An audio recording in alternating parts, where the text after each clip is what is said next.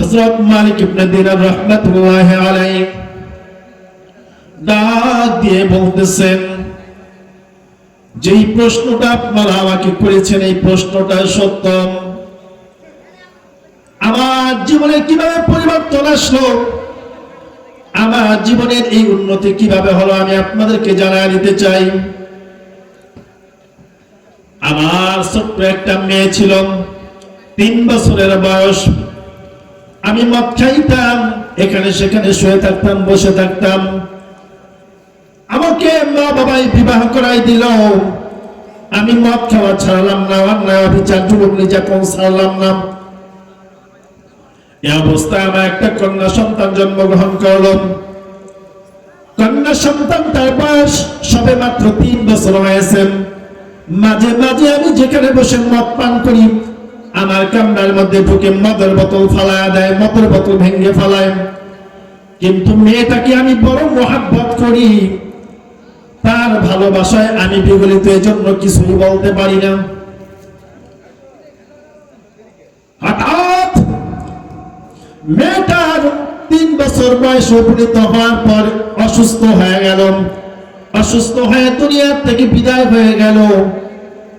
আমি রাতের বেলায় মদ খেয়ে মাতাল হয়ে মেয়ের কথা চিন্তা করতে করতে বালিশের সাথে মাথা লাগাইয়া কান্না করতে করতে বালিশ ভিজাইলাম। রাতের বেলা স্বপ্নে দেখি কিয়ামতের ময়দান কায়েম হয়ে গেছে। আল্লাহ রাব্বুল ইজ্জত বিচারের কাঠগড়ায় দাঁড়া করাইতেছেন। একজন লোককে ডাক দিলেন, অমুকে কোথায়? দৌড়ে লোকটা লাব্বাইক বলে উপস্থিত হল। দ্বিতীয়তে আমি মালিক ইবনে দিনারের নামটাও চলে আসলো। আমিও লাব্বাইক বলে দৌড় দিলাম। দৌড় দেওয়ার সাথে সাথেই দেখি বিশাল একটা অজগর সাপ আমার পিছনে ধাওয়া করতেছে। আমার মতো 10 জন লোককে ওই অজগর সাপটা এক লোকমায় খেয়ে ফেলতে পারবে। আমাকে দৌড়াইতেছে। আমি দৌড়াইতে দেখি হঠাৎ একটা বৃদ্ধর সাথে আমার দেখা হয়ে গেল। আমি ডাক দিয়ে বললাম, বাবাজি, এই অজগর সাপটা আমাকে দৌড়াইতেছেন, আপনি আমাকে একটু রক্ষা করেন, এর থেকে আমাকে একটু বাঁচান। বৃদ্ধ ডাক দিয়ে বললেন, না রে বাপু, তোমাকে বাঁচানোর আমার শক্তি নাই, সামর্থ্য নাই, তুমি সামনে চলে যাও।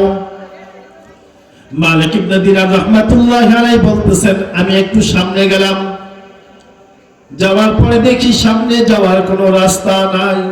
আবার ব্যাক করলাম। বৃদ্ধর সাথে আবার দেখা হয়ে গেল।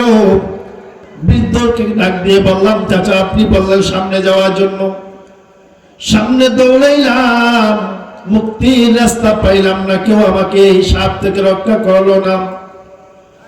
চাচাজি, যদি একটু মুক্তির রাস্তা আমাকে বলে দিতেন।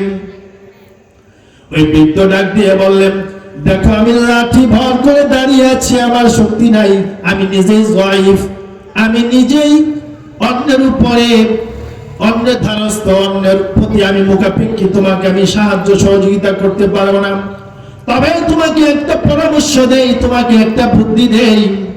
তুমি একটু সামনে যা দেখবে একটা পাহাড় আছে, পাহাড়। ওই পাহাড়ের মধ্যে দেখবে অনেক মানুষ আছে, তাদের কাছে গিয়ে সাহায্যের জন্য, হাত বাড়ানোর জন্য তুমি বলবেন। মালিক ইবনে দিনার রাহমাতুল্লাহি আলাইহি দৌড়ে পাহাড়ের দিকে গেলেন। কেউ যেন ডাক দিয়ে তখন বলতেছেন, ইয়া ফাতিমা, কদ জাতকা আবুক। হে ফাতিমা, তোমার বাবা এসেছে, তোমার বাবা এসেছে। এই আওয়াজটা দেওয়ার সঙ্গে সঙ্গে আমি দেখলাম আমার মৃত্যু সেই 3 বছরের মেয়েটা একটা কামরা থেকে দৌড়ে বের হলো। আমি হাঁপাচ্ছিলাম। মেয়েটাকে বললাম, কিরে মা, তুমি এখানে কোথা থেকে আসলাম? মেয়েটা আমাকে ডাক দিয়ে বলল, বাবা গো, আমি ছোট্টবেলায় মৃত্যুবরণ করেছিলাম। যত মুসলমানের সন্তান নাবালেগ অবস্থায় দুনিয়া থেকে বিদায় হয়, তাদেরকে লালন দিয়েছেন পয়গম্বর ইব্রাহিম আলাইহিস সালাতু ওয়াস সালামকে, তিনি আমাদেরকে এখানে লালন পালন করতেছেন, আমরা এখানেই থাকি। কিন্তু বাবা তুমি হাঁপাচ্ছ কেন? ডাক দিয়ে বলে, মা তোমার সাথে পরে কথা বলবো। বিশাল একটা অজগর সাপ আমাকে দৌড়াইতেছে, আমাকে গিলে ফেলবে। মা ওই সাপটা থেকে আমাকে বাঁচাও, ওই সাপটা থেকে আমাকে আগে রক্ষা করো। এবার মেয়েটা তার মালিক ইবনে দিনারের রানের উপরে বসে তেলাওয়াত করতেছেন, আলাম ইয়ানি লিল্লাযিনা আমানু আন তাখশা কুলুবুহুম লিযিকরিল্লাহ। মালিক ইবনে দিনার রাহমাতুল্লাহি আলাইহি একজন আরবি লোক ছিলেন, অর্থ বুঝতে কোনো সমস্যা নেই। এই আয়াতটা তেলাওয়াতের সঙ্গে সঙ্গে মেয়েটা সাপটাকে বাম হাত দিয়ে ধরে আছাড় দিয়ে মেরে ফেললো। এবার মালিক ইবনে দিনার রাহমাতুল্লাহি আলাইহি মেয়েকে ডাক দিয়ে বলতেছেন, মেয়ে তোমার বিশ্বে যন্ত্রণায় আমি কেঁদে কেঁদে রাতের বেলা বালিশ ভিজাই। মালিক ইবনে দিনার রাহমাতুল্লাহি আলাইহি বুঝলেন বাঁচার রক্ষা নাই, মালিকের দরবারে ফিরে যেতে হবে। ঘুমের চোখে লাফ দিয়ে উঠে বলতে লাগলেন, আনা ইয়া রাব্বি আনা ইয়া রাব্বি আনা ইয়া রাব্বি। হে রব, মালিক ইবনে দিনারের সময় হয়ে গেছে, আর মদ খেয়ে উন্মাদ হয়ে ঘোরার সময় নেই, আর দুনিয়া নিয়ে ব্যস্ত থাকার সময় নাই। মৃত্যু একবারে ধারস্থ হয়ে গেছে, মালিক ইবনে দিনারের জীবন পরিবর্তন করতে হবে। মালিক ইবনে দিনার রাহমাতুল্লাহি আলাইহি দৌড়ে মসজিদের দিকে যায়। মসজিদের দিকে যায় দেখে সেখানেও সেম ইমাম সাহেব ফজরের নামাজে তেলাওয়াত করতেছেন, আলাম ইয়ানি লিল্লাযিনা আমানু আন তাখশা কুলুবুহুম লিযিকরিল্লাহ।